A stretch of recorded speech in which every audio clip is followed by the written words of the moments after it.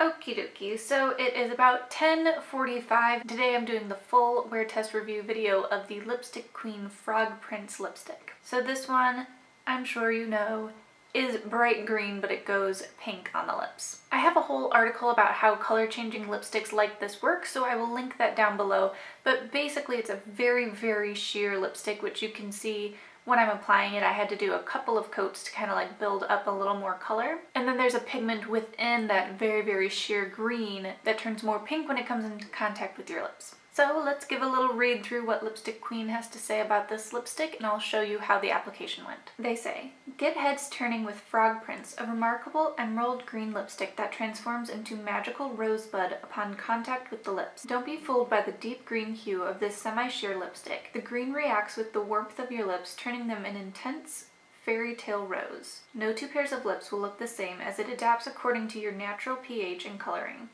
appearing entirely different yet beautifully flattering on everyone. Vitamin E and shea butter keeps lips soft, hydrated, and deliciously kissable. And just like true love itself, this enchanting shade was made to last. Lips remain their blissful pink all day long from just one lingering, magical Frog Prince kiss." Then it has bullet points underneath that says, "Moisturizing shea butter and antioxidant vitamin E soothe and protect.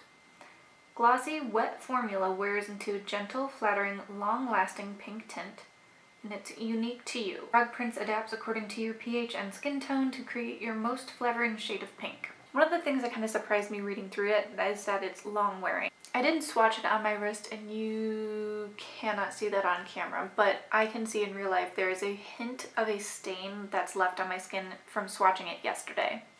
So that tells me it's not so much that the lipstick is long wearing so much as that it's a lip stain. But you know, we're going to see just how long it's going to go, and I will check back in with you in a little bit. Jack has been sitting here all day staring out the window that's like right, you know, like over here-ish. There's nothing to see out that window besides our neighbor's house, and honestly it's a little disconcerting. Okay, checking in now. It is just around 1:30, which puts us at close to, but not exactly, 3 hours of wear. The top, like, shiny layer is totally gone now, and I'm just left with the stain on my lips. Obviously, you can tell that the stain is a little bit darker on the outer portion of my lips than the inner portion of my lips, and I imagine that's going to continue to be a trend, and that it will wear off more on the inner portion of my lips that get more, like, where it's rubbed off more from, like, drinking and eating and, you know, talking. The color is not, like, super dark. It's not like entirely, like, you can see that there's something there, but it's not like significant.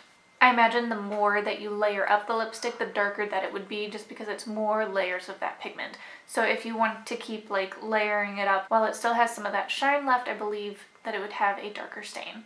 But I can do another video testing that if you would like. That is all I have for you right now, but I will check back in once the stain has totally worn off my lips. Guess who deleted and can't recover the last segment of this video?